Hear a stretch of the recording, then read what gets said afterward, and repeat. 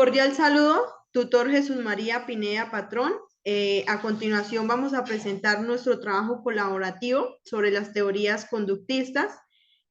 Somos estudiantes en licenciatura en Pedagogía Infantil y mi nombre es Daniela Sánchez Fontecha. Mi nombre es Karen Natalia Díaz González. Mi nombre es María Felicia González Blanco. Mi nombre es Dayana Carolina Leal Castillo.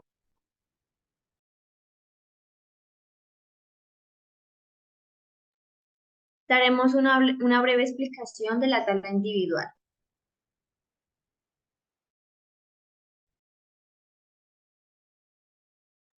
¿Cuáles son los autores más representativos de la perspectiva conductista? John Watson, 1878-1958, Watson, 1913, afirmó que la psicología, como la ve una conductista, es una rama puramente objetiva y experimental de la ciencia natural. Su objetivo teórico, la introspección, no forma parte esencial de sus métodos.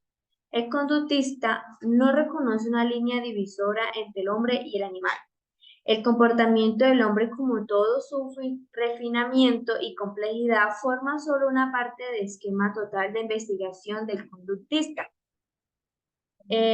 Bruno Friedrich Skinner, 1904-1990, estudió literatura inglesa y lenguas románicas en el Hamilton College y en 1928 entró a Harvard para estudiar psicología. Se doctoró en 1931 tras trabajar como profesor investigador en la Universidad de Minneapolis en 1936-1945.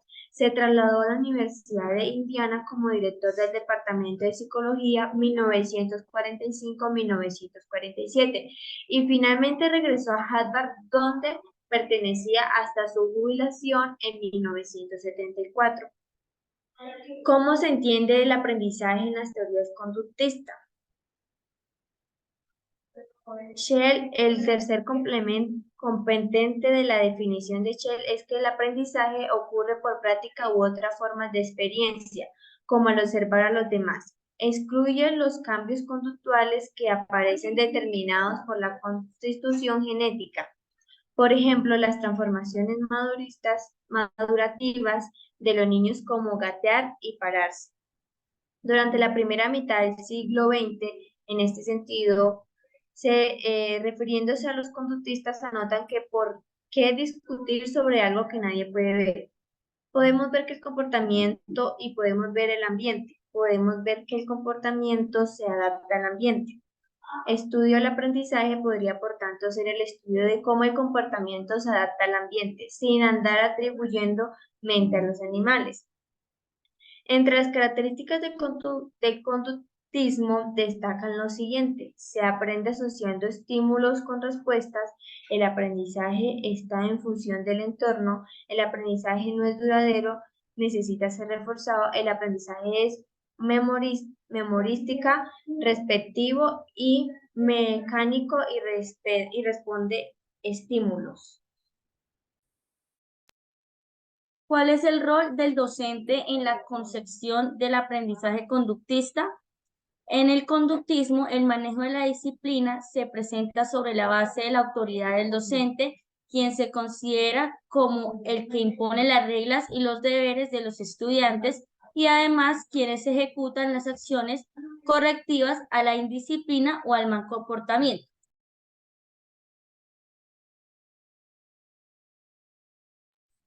¿Cuál es el rol del estudiante en la concepción del aprendizaje conductista? Los estudiantes aprenden de forma significativa y con sentido cuando se implican en un proceso activo y se produce una construcción de conocimiento respecto al objetivo que explícitamente o no se está trabajando. ¿Cuáles son las estrategias didácticas pedagógicas que se usan en el conductismo? Los aprendizajes complejos están basados en aprendizajes simples. Las áreas deben plantearse en subdivididas en sus partes más elementales para que puedan ser aprendidas. Es importante buscar la objetividad, plantear una definición operativa del aprendizaje, es decir, formular los objetivos educativos en términos conductuales, enfatizando la especificación de conductas observables que deben ser ejecutadas por los alumnos. Los objetivos deben ser observables, ya que solo así pueden ser evaluados.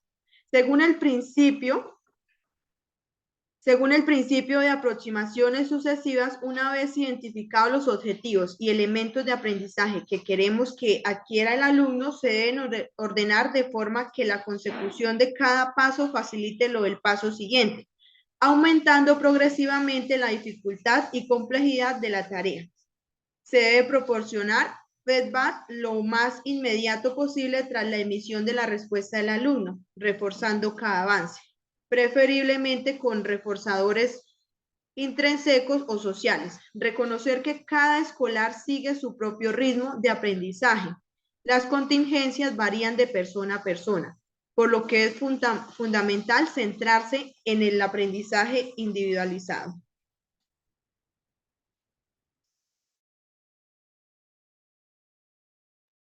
¿Cómo se evalúan los aprendizajes en las quejas? No es necesaria una definición para ese aprendizaje, en tanto convengamos en que la inferencia del aprendizaje se desprende de aquellos cambios en la actuación que son resultado del entrenamiento o la experiencia, que deben distinguirse de cambios como el crecimiento o la fatiga y de los cambios atribuibles al estado temporal del que se aprende. La manera de evaluar va más allá de una definición, de que todos los resultados se deben reflejar cada uno su crecimiento, experiencia y desempeño.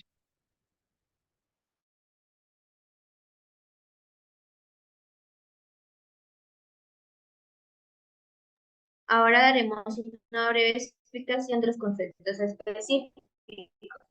Estímulo. Bueno, ¿qué entendemos por estímulo? Que ocurre en el ambiente que genera una acción en el organismo y en relación en la respuesta dentro de los sentidos desde la niñez, como por ejemplo el sentido del gusto, tacto, olfato y oído y vista. Reforzamiento. Es la manera de que el docente hace que su alumno realice algo representativamente mediante una conducta positiva. Por ejemplo, si quiere mejorar la lectura de un estudiante, todos los días destina un tiempo para trabajar con el alumno y ejercicios que permitan mejorar su lectura.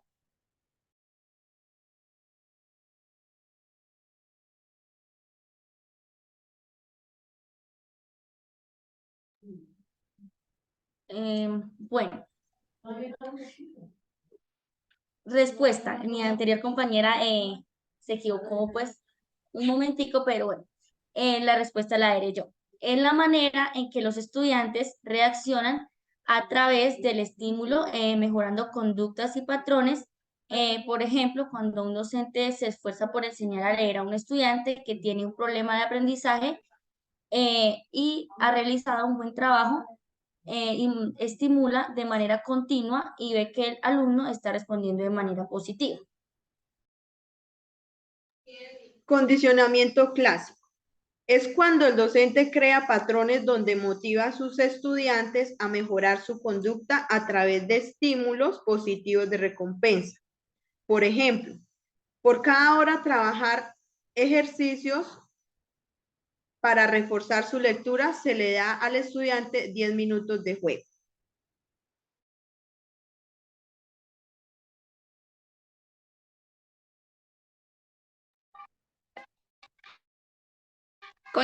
Condicionamiento. Es la manera que el docente premia a sus estudiantes cuando estos tienen una conducta positiva en la recompensa obtenida por un buen comportamiento.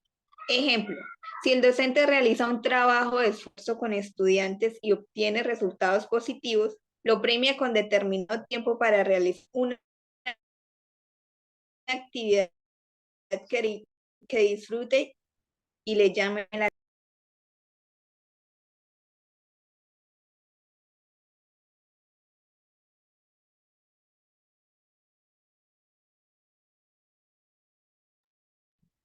Bueno, a continuación la aplicación de conceptos. Situación. El profesor de una escuela rural tiene 12 alumnos divididos en diferentes grados.